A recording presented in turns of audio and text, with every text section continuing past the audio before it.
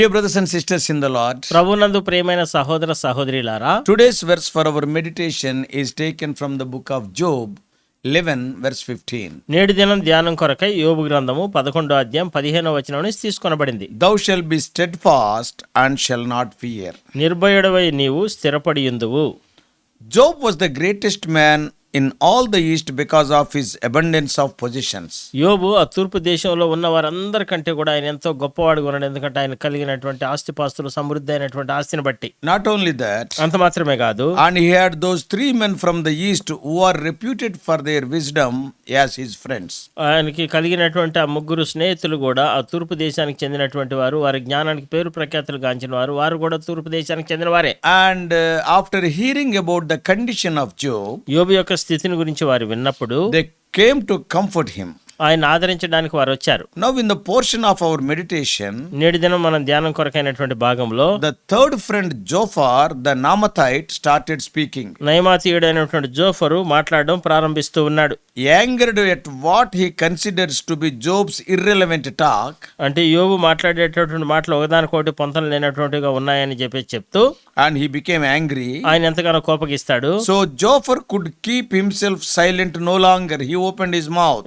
ఇంకా జోఫర్ ఇంకా ఏమాత్రం మౌనంగా ఉండకుండా వెంటనే ఆయన నోరు తెరిచాడు. Already the other two friends, Eliphaz and Bildad, ఇదివరకే తన ఇద్దరు స్నేహితులైనటువంటి Eliphaz, బిల్దదు, they spoke once in chapter 4 and 8 respectively. 4వ అధ్యాయంలోను 8వ అధ్యాయంలోను ఒకసారి వారు మాట్లాడుతూ వచ్చారు. Zophar rebukes Job for claiming to be an innocent victim of injustice. ఎంతో అన్యాయంగా తనకి అక్రమం జరిగింది అనేటటువంటి విషయం గురించి తను చెబుతూ ఉండడాన్ని బట్టి ఆయన జోఫరు ఆయన గద్దిస్తూ వస్తాడు యోబుని.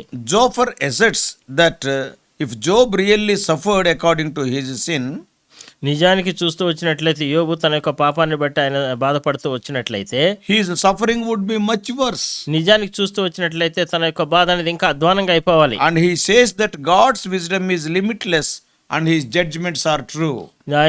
దేవుని యొక్క జ్ఞానం అపరిమితమైనటువంటిది, ఆయన యొక్క తీర్పులు సత్యమైనవి అంటున్నాడు. And Zophar is telling, Zophar అంటున్నాడు కదా, people should not and cannot oppose God.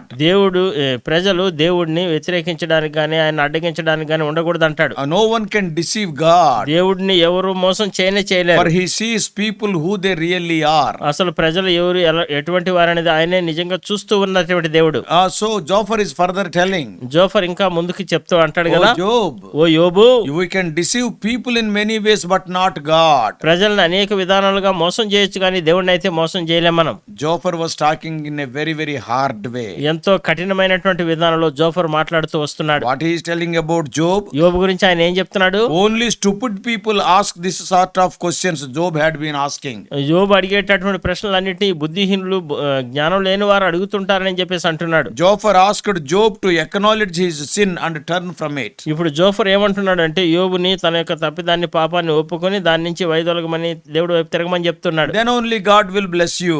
అప్పుడు మాత్రమే దేవుడు నిన్ను ఆశీర్వదిస్తాడు అంటాడు. Then he can have clear conscience. అప్పుడు మాత్రమే నిర్మలమైనటువంటి మంచి మనసాక్షి కలిగి ఉంటాడు. Then only he can enjoy security and confidence. అప్పుడు మాత్రమే ఆయన భద్రతని, ఎంతో నిశ్చయతని ఆయన అనుభవించగలడు అంటాడు. Then only the miserable past can be forgotten. అప్పుడు మాత్రం ఎంతో దౌర్భాగ్యమైనటువంటి గతం అనేది మర్చిపోబడతాది అంటాడు. Then only the bright future can be assured. అప్పుడు మాత్రమే ఎంతో ఉజ్వలమైనటువంటి భవిష్యత్తు అనేది నిశ్చయం చేయబడతాది. Yeah, that is the verse for our meditation today from 11:15. అదే 11వ అధ్యాయం 15వ వచనం నుంచి నేటి దినం ధ్యానం కొరకైనటువంటి మన వచనము. Zophar is warning Job. ఇప్పుడు జోఫరు యోబుని ఎంతగానో హెచ్చరిక చేస్తున్నాడు. That he is not repenting and he is stubborn. ఆయన ఎంతో మొండివాడిగా ఉండి పశ్చాత్తాపడలేదు అంటాడు. And as a result he has to face increased suffering. అందును బట్టి ఆయన ఏమవుతున్నాడు, ఇంకా ఎక్కువైనటువంటి బాధలు ఆయన అనుభవించాల్సి ఉంది. So the impression we gain from the words of Zophar is, Zophar చెప్తున్నటువంటి మాటల నుంచి మనం పొందుకునేటటువంటి మాటలు ఏంటంటే, సారాంశం ఏంటంటే, he is a very shallow thinker of these three people.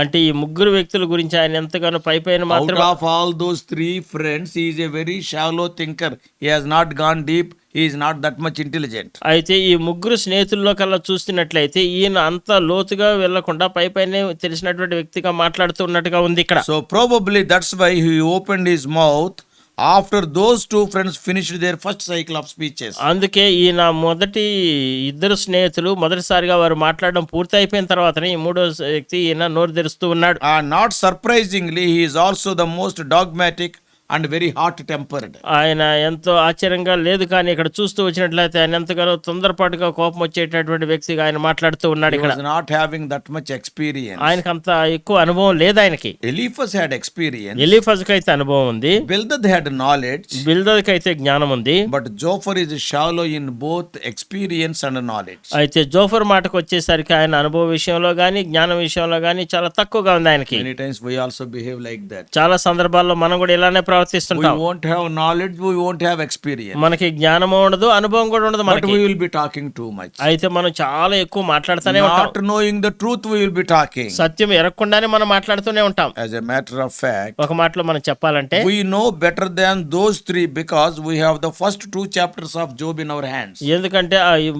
ముగ్గురు వ్యక్తుల కంటే కూడా మనకి బాగా తెలుసు యోబు గురించి. ఎందుకంటే యోబు మొదటి 2 అధ్యాయాలు మన చేతుల్లో ఉన్నాయి కాబట్టి. What has happened, why he is really suffering, we know.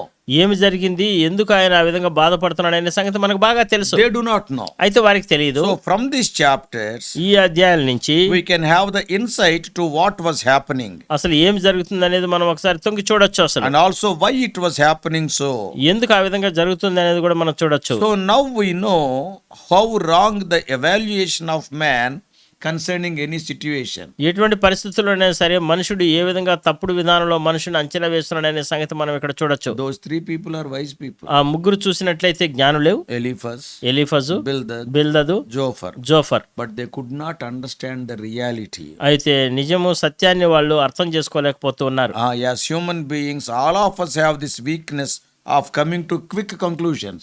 మానవ మాత్రులుగా మనం కూడా ఇటువంటి విధానంలో త్వరతో పాటున మనము ఇటువంటి ఒక గ్రహింపుకి తొందరపాటుతో మనం గ్రహింపులోకి వచ్చేస్తూ ఉంటాం. Not fully knowing the truth, we will come to conclusion. మనం ఏం చేస్తామంటే పరిపూర్ణంగా సత్యం తెలుసుకోకుండానే ఒక నిర్ధారణలోనికి మనం వచ్చేస్తూ ఉంటాం. And we will be passing on our judgment. అప్పుడు మనం ఏం చేస్తుంటాం, మన తీర్పులు మనం ప్రకటిస్తూ ఉంటాం. Somebody said like this. ఎవరో ఒకరు ఈ విధంగా అన్నారు, Often for our mistakes, తరచుగా మన యొక్క తప్పిదాలకి we behave like defending lawyers.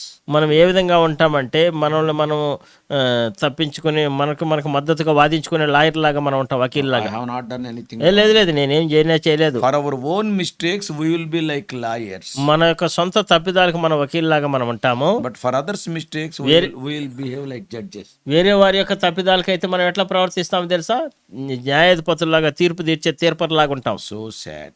ఎంతో విషాదకరమైన సంగతి. It is interesting how that we so often think that we know all the answers.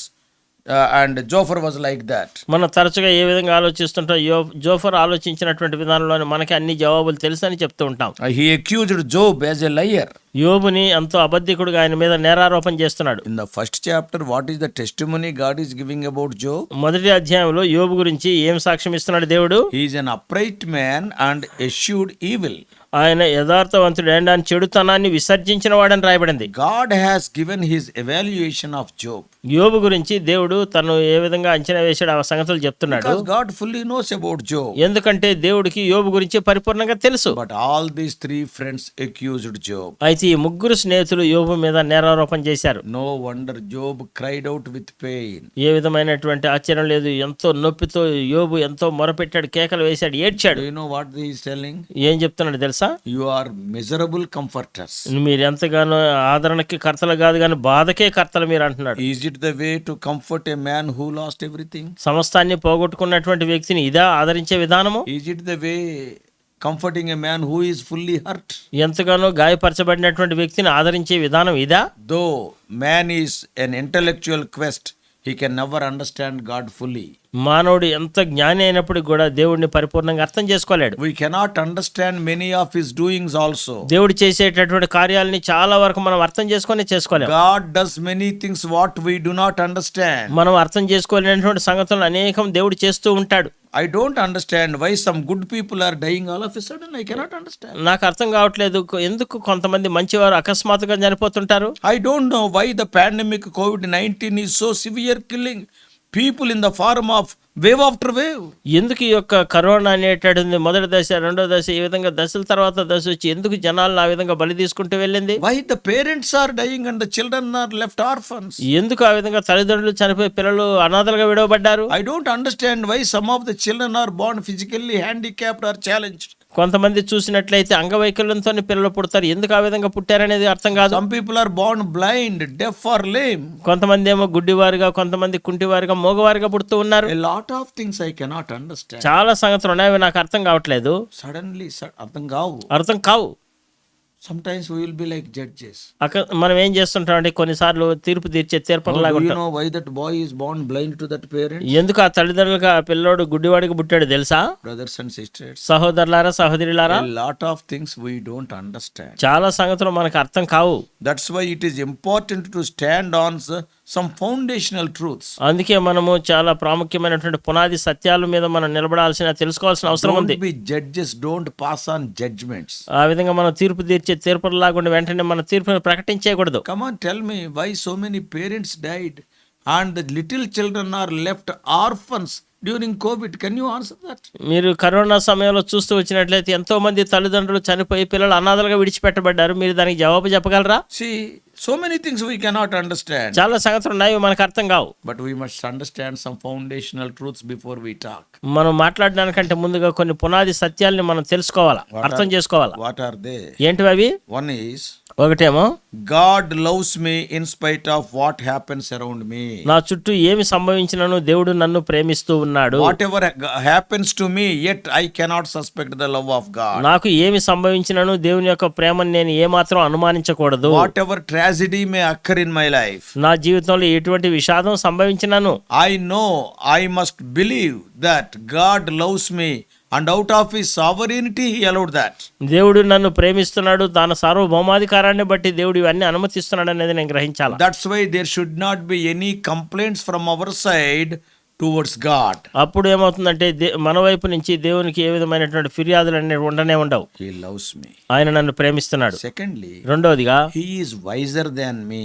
ఆయన నాకంటే జ్ఞానవంతుడు. He can see much more than what I can see. నేను చూసే దానికంటే ఇంకా అధికంగా ఆయన చూడగలడు. I do know that my vision is limited. నాకు తెలుసు నా యొక్క దృష్టి ఎంతో పరిమితమైందని. But God can see the end from the beginning. అయితే దేవుడు ఏం చేస్తాడంటే ఆయన ఆదిలోనే అంతాన్ని చూడగలిగినటువంటి దేవుడు ఆయన. Not only his vision is broader than my vision, ఆయన యొక్క దృష్టి నా దృష్టి కంటే ఎంతో విశాలమైంది మాత్రమే కాదు గాని his wisdom also. ఆయన యొక్క జ్ఞానం కూడా. He is God of infinite wisdom. ఆయన అపరిమితమైనటువంటి జ్ఞానం కలిగినటువంటి దేవుడు. Similar is his power also. ఆయన శక్తి విషయంలో కూడా అదే విధం. With the power of his word he created the whole universe. ఆయన తన నోటి మాట శక్తి చేత సర్వ సృష్టిని సృష్టించాడు. And he is maintaining with the same power of his word. అదే తన నోటి మాట శక్తి చేత సమస్త సృష్టిని ఆయన నిర్వహిస్తూ ఉన్నాడు. Also, అంత మాత్రమే కాదు, when I am the child of God, he knows what is best for me. దేవుని బిడ్డగా నాకు ఏది శ్రేష్టమైంది, మేలైంది అనేది ఆయనకే బాగా తెలుసు. Therefore, అందుకే let us not come to conclusions with our limited wisdom like the friends of Job. యోబు స్నేహితుల వల్లే నీకు నాకు కలిగినటువంటి పరిమితమైనటువంటి జ్ఞానంతో మనం ఏ విధమైనటువంటి నిర్ధారణకి మనం రాకూడదు. How many times we cause hurt after hurt to other people ఎన్ని సందర్భాల్లో వేరే వారికి గాయం వెంబడి గాయం మనం చేస్తూ ఉంటాం, just because of our foolish judgments. కేవలం మన బుద్ధిహీనమైనటువంటి తీర్పులను బట్టే. Are you so wise? నువ్వు అంత జ్ఞానవంతుడివా? Do you know why the things are happening in others' lives? Do you know it? వేరే వారి జీవితాల్లో ఎందుకు ఆ సంగతులు అవన్నీ సంభవిస్తున్నాయి నీకు తెలుసా? If such things have occur in your life, what will be your response? ఒకవేళ అటువంటి సంగతులు నీ జీవితంలో జరిగితే నీ ప్రతిస్పందన ఏంది? Many things I cannot understand. చాలా సంగతులు నాకు అర్థం కావట్లేదు. Let us not commit sin with our tongue. మన యొక్క నాలుకతో మనం పాపం చేయకుండా మనం ఉండాలి. Many things I can't understand. చాలా సంగతులు నాకు అర్థం కావట్లేదు. Even till today, ఈ దినం వరకు, ఇప్పుడు వరకు, I ఈ రోజు don't వరకు understand why God allowed his son to suffer on the cross in order to redeem such a vile person like me. నాలాంటి దుష్టుడిని, దుర్మార్గుడిని, ఎంతో హానికరుడైనటువంటి నన్ను బట్టి తన కుమారుని ఎందుకు ఆ శిలువ మీద అంతగా హింస పెట్టబడాలి ఆయన? I do not understand. నాకు ఇంకా ఈ రోజు వరకు అర్థం కావట్లేదు. Our job is to obey his will. మన యొక్క పని ఏంటి, మన విధి ఏంటంటే ఆయన చిత్తానికి మనం లోబడడమే. And also lead an upright life. యథార్థవంతమైనటువంటి జీవితం జీవించడమే. Let us not come to vain conclusions by seeing what is happening in our lives and in others' lives. మన జీవితాల్లో ఏమి జరుగుతుంది, వేరే వారి జీవితాల్లో ఏం జరుగుతుంది అనే దాన్ని బట్టి వ్యర్థమైనటువంటి నిర్ధారణలకు మనం రాకూడదు. God is faithful. దేవుడు నమ్మదగినటువంటి వాడు. Dear brothers and sisters, ప్రియమైన సహోదరులారా, సహోదరులారా, don't get discouraged by seeing the present happenings in your life. నీ జీవితంలో ప్రస్తుతం సంభవిస్తున్నటువంటి సంగతులను చూసి నువ్వు నిరాశ నిస్పృహలకు గురి కావద్దు. God is in control. దేవుడు అన్నిటినీ అదుపులో ఉంచగలిగినటువంటి సామర్థ్యం గలవాడు. ఈయన ఇంకా సింహాసనమాసీనుడై ఉన్నాడు. ఆ దేవుడు, God of the Bible is a good God. Bible దేవుడు మంచి దేవుడు. May God help us to understand these truths and enable us to stand on the firm foundation. మనముకి ఈ సత్యాలంటే మనం సరైన విధానంలో అర్థం చేసుకునేటట్టు, దృఢమైనటువంటి ఆ పునాది మీద మనం నిలబడేటట్టు దేవుడు మనకు సహాయం చేయను May గాక. God bless you. దేవుడు మిమ్మల్ని ఆశీర్వదించును గాక. Let us pray. ప్రార్థన చేసుకుందాం. Loving Heavenly Father, ప్రేమ కలిగిన మా పరలోకపు తండ్రి, our gracious God, కృప కలిగిన మా దేవా, how true it is, many times thinking that we are wise, we talk foolishly. ప్రభా, ఎన్ని సందర్భాల్లో తండ్రి వేరే వారి కంటే మేము జ్ఞానవంతులనేసి అనుకుని ఎంత బుద్ధిహీనంగా మాట్లాడడం ఎన్నిసార్లు మా జీవితాల్లో సత్యం ప్రభా. One side thou art calling Job as a righteous man, but these wise people are calling him as a sinful man. ఒకవైపు చూసినట్లయితే నువ్వు యోబుని ఎంతో నాయన నీతివంతుడని, యథార్థవరుడని నువ్వు సంబోధిస్తున్నావు. ఇంకొక వైపు చూస్తే తన స్నేహితులైనటువంటి ముగ్గురు యోబుని ఎంతో బుద్ధిహీనుడని అంటున్నారు. Calling themselves as wise people. వారేమో గొప్పవారు, జ్ఞానవంతులు అనుకుంటున్నారు. Lord, we are not better than them.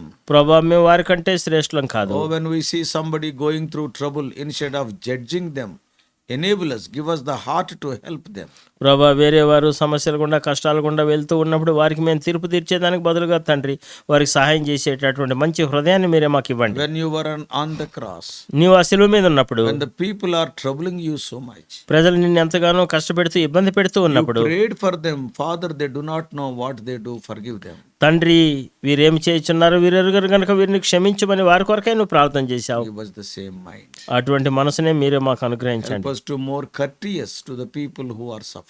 ప్రభా, ఎవరైతే బాధ హింసకుండా వెళ్తున్నారో వారి పట్ల ప్రభా మేమెంతో పట్టింపు కలిగి ఉండడానికి మీరే మాకు సహాయం Today, దయచేయండి. as the day is passing by, ఈ దినాలు గడుస్తూ ఉండగా ఈ దినం help us to see somebody who is in need of comfort.